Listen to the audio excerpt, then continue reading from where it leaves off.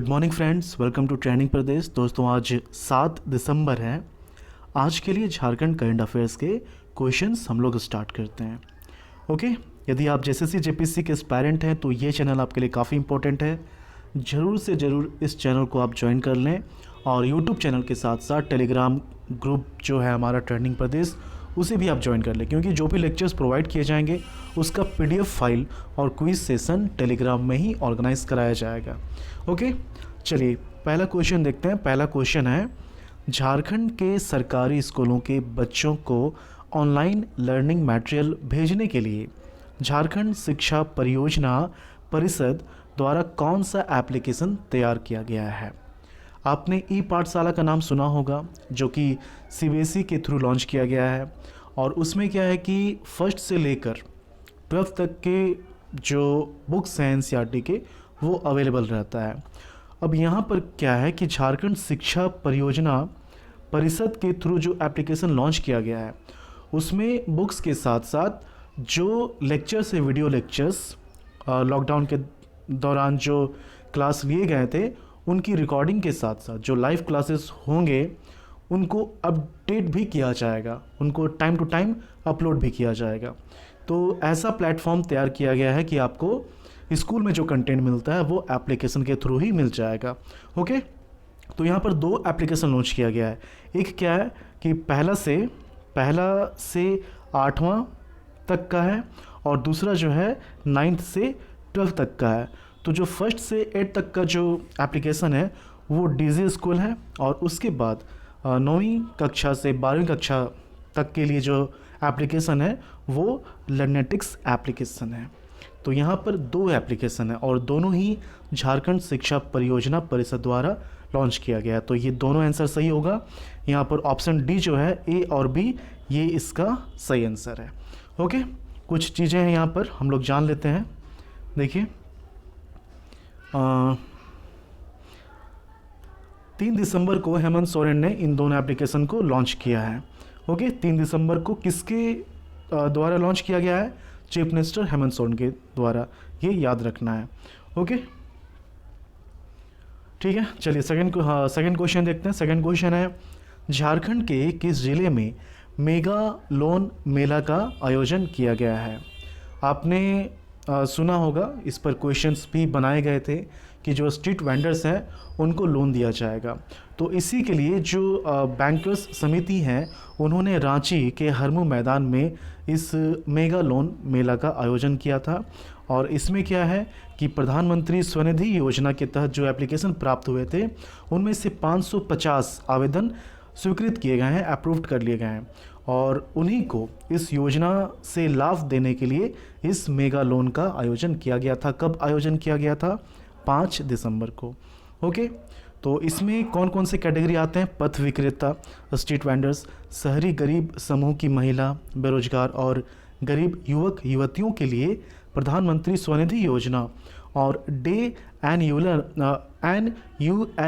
के तहत ऋण मेला का आयोजन हुआ।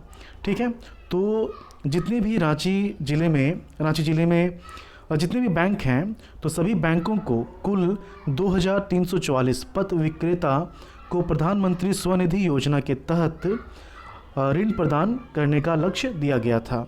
ओके, यहाँ पर जो डे NULM योजना है, तो उसके थ्रू विभिन्न बैंक की ओर से 250 ऋण आवेदन सृजित किए गए हैं। और जो बैंक इसमें शामिल है, उन बैंकों का नाम यहाँ पर दिया गया। इंपॉर्टेंट नहीं है, लेकिन टॉप मोस्ट जो बैंक्स हैं, जैसे कि bank of India, state bank of India, तो बैंक ऑफ बड़ौदा, ओके, तो इनका नाम आप याद रख सकते हैं, लेकिन उतना कुछ खास इंपॉर्टेंट नहीं है। ओके, थर्ड क्वेश्चन देखते हैं। थर्ड क्वेश्चन क्या है? मलेरिया के मरीजों के घटती संख्या के दृष्टिकोण से झारखंड का पूरे देश में कौन सा स्थान है? अब यहाँ पर देखिए, इस क्वेश्चन को आप समझिए। क्वेश्चन क्या कह रहा है कि मलेरिया के जो मरीज हैं, पिछले साल जितना पाए गए और इस साल जितना पाए गए हैं, तो उनमें डिक्रीमेंट हुआ है। तो डिक्रीमेंट का रेशियो काफ़ी ज़्यादा होगा, तो वो इस लिस्ट में आएगा, और इसी के थ्रू जो नंबर है वो भी घट जाएगा। तो ये दोनों चीज़ इंडिकेट होता है इस लिस्ट से। ओके, और झारखंड का इसमें तीसरा स्थान है। डेफिनेटली अगर इसका तीसरा स्थान है तो जो बाकी दो स्टेट हैं उनका भी नाम जानना चाहिए। फर्स्ट में है मेघालय, मेघालय और दूसरा में है उड़ीसा, ठीक है। उसके बाद थर्ड में है झारखंड। तो ये तीन, जब भी देखिए झारखंड का रैंक वाइज कोई क्वेश्चन हो, लिस्ट की जब बात की जाए तो झारखंड का तो नंबर याद रखना है, उसके साथ साथ आपको ये भी याद रखना है कि टॉप में कौन सा स्टेट या फिर यूटी है।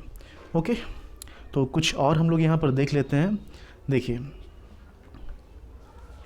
आगे हम लोग बढ़ेंगे उसके पहले एक छोटा सा रिक्वेस्ट आप लोगों से कर दूँ।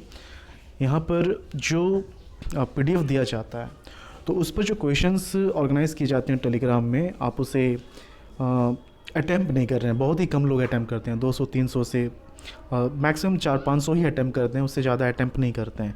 तो जो क्वेश्चन प्रोवाइड किए जाते हैं, क्विज सेशन जो ऑर्गेनाइज़ किया जाता है, ये आप लोगों के लिए है, हम लोगों के लिए नहीं है। हम लोग बनाते हैं आप लोगों के लिए, तो इसे आप अटैम्प्ट किया कीजिए। अगर आप सोचते हैं कि लेक्चर मैंने देख लिया तो कंप्लीट हो गया, तो ऐसा बिल्कुल नहीं है। जब तक आप क्वेश्चन नहीं लगाएंगे, आपको ये सारी चीज़ें आपके माइंड में सेट नहीं होगा, ठीक है। तो क्वेश्चन को याद रखना है, और वीडियो को आप ऐसे ही क्लोज ना किया करें, लाइक कर दिया करें।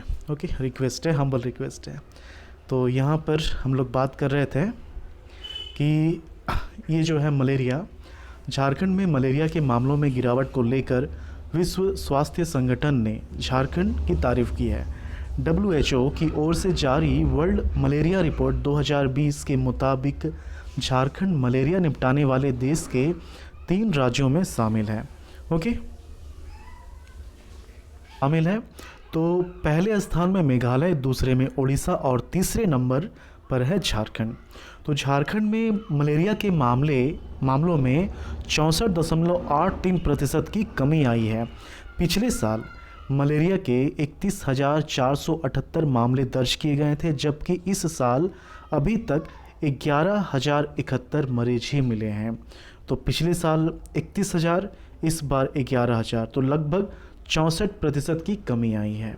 ओके, अब यहाँ पर कुछ चीज़ें हैं जो कि मलेरिया को कंट्रोल करने के लिए इनिशिएटिव्स लिए गए हैं झारखंड के थ्रू, गवर्नमेंट ऑफ झारखंड के थ्रू। क्या है कि इस वर्ष 18 जिलों के 4,098 गाँव में घर घर जाकर 2 बार कीटनाशकों का छिड़काव किया गया है। इसके अलावा 55 लाख कीटनाशक युक्त मच्छरदानी 2017 में लोगों के बीच बांटी गई थी। 23 नवंबर से झारखंड में मास फीवर सर्वे का अभियान भी चलाया जा रहा है। तो कभी अगर क्वेश्चन आ जाए मेंस में कि मलेरिया के लिए क्या क्या गवर्नमेंट ने किया है, तो आप इस सेंटेंस, ये जो पॉइंट है, इसको आप एक्सप्लेन कर सकते हैं। हालांकि उसके लिए अलग से डिटेल में दिया जाएगा, सिर्फ इतना ही नहीं है काफ़ी। ओके, जस्ट एक आइडिया है कि गवर्नमेंट कुछ ना कुछ कदम उठा रही है, और इसके पहले की जो सरकार थी वो भी कदम उठा रही थी, और इस बार की जो सरकार है वो भी कुछ ना कुछ कर रही है इसके लिए।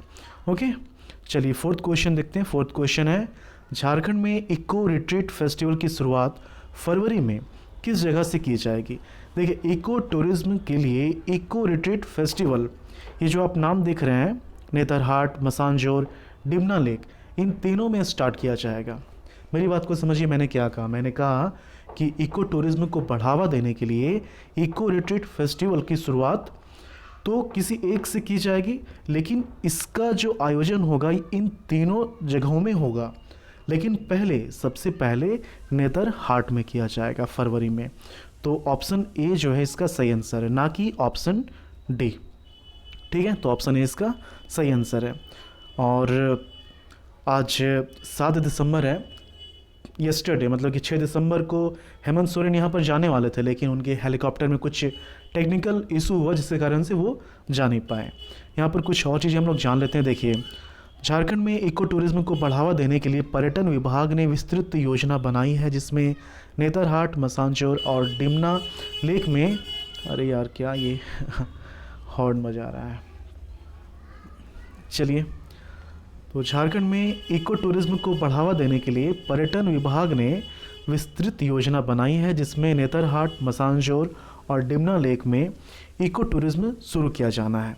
लगभग 52 करोड़ रुपए की योजना बनाई गई है। पहले चरण में नेतरहाट में इको टूरिज्म शुरू करने की योजना है।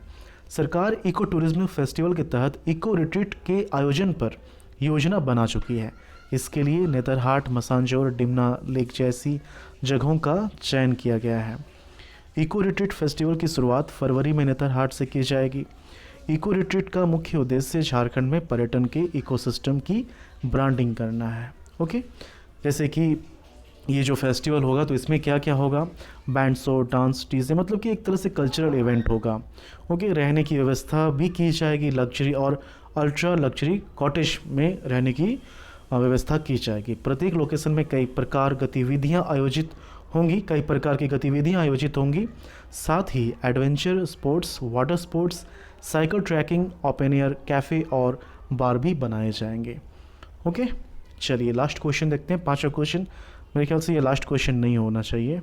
लास्ट क्वेश्चन नहीं है, तो 5वां क्वेश्चन देखते हैं। 5th क्वेश्चन है, झारखंड के दूसरे किस यूनिवर्सिटी में कम्युनिटी रेडियो स्टेशन की शुरुआत की जा रही है?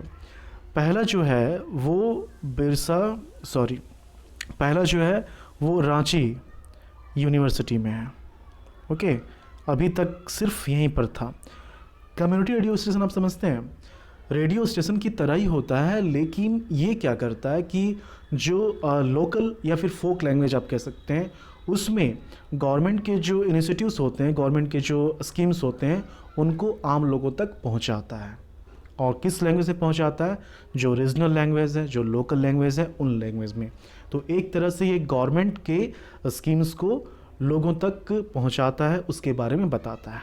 ओके, तो पहले सिर्फ रांची विश्वविद्यालय में था और अब ये जो है सेंट्रल यूनिवर्सिटी ऑफ झारखंड में भी अवेलेबल होगा। ऑप्शन सी जो है इसका सही आंसर है। यहाँ पर कुछ और हम लोग जानते हैं, देखिए। झारखंड केंद्रीय विश्वविद्यालय के अस्थाई परिसर में जल्द कम्युनिटी रेडियो स्टेशन की शुरुआत होगी। इसके लिए भारत सरकार के उपक्रम बेसिल के साथ MOU हुआ है। कम्युनिटी रेडियो से न सिर्फ कैंपस बल्कि आसपास के गांव की आवाज़ भी पूरे देश में सुनाई देगी। कम्युनिटी रेडियो पारंपरिक संचार का माध्यम न रहकर एक कदम आगे इंटरनेट रेडियो के तौर पर भी देश भर में अपनी आवाज़ पहुंचाएगा। ओके, 6वां क्वेश्चन है, झारखंड के नए मुख्य निर्वाचन अधिकारी कौन नियुक्त किए गए हैं? जो इलेक्शन कमीशन, अगर हम स्टेट इलेक्शन कमीशन की बात करें तो उसका जो टॉप ऑफिसर होता है उसे बोलते हैं मुख्य निर्वाचन अधिकारी। ये सबसे टॉप मोस्ट पोजीशन होता है स्टेट इलेक्शन कमीशन के लिए, जिसको चीफ इलेक्टोरल ऑफिसर बोलते हैं इंग्लिश में। तो अभी जो थे वो राहुल कुमार थे, लेकिन राहुल कुमार थे, यहाँ पर ऑप्शन में होगा, मैं बता रहा हूँ, राहुल यहाँ पर हाँ देखिए राहुल, ऑप्शन टी। तो इन्हें 2 साल का छुट्टी दिया गया। छुट्टी क्यों दिया गया? इन्होंने मांगा था। और क्यों मांगा था? ये फॉरेन में जाकर अपनी स्टडी जो है मास्टर डिग्री की उसे पूरा करना चाहते हैं। एक्चुअली इन्हें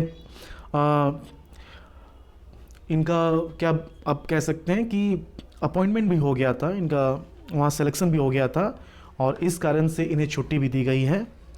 तो किस चीज़ में ये पढ़ना चाहते हैं मैं आपको बता दूं। हाँ, यहाँ देखिए, मुझे याद नहीं आ रहा था, यहाँ पर देखिए, राज्य सरकार के द्वारा उन्हें 2 साल के अध्ययन अवकाश की मंजूरी दी गई है। वे शिकागो हैरिस स्कूल यूनिवर्सिटी के पब्लिक पॉलिसी में 2 साल की मास्टर डिग्री का कोर्स करेंगे और इसलिए उन्हें जो है 2 साल की छुट्टी दी गई, लीव दी गई। और ये जो है 1999 बैच के IPS नहीं है, IS ऑफिसर हैं, ठीक है, IS ऑफिसर हैं। और चूँकि राहुल कुमार जो है वो चले गए हैं तो उनकी जगह पर दूसरे व्यक्ति आएंगे, दूसरे ऑफिसर आएंगे।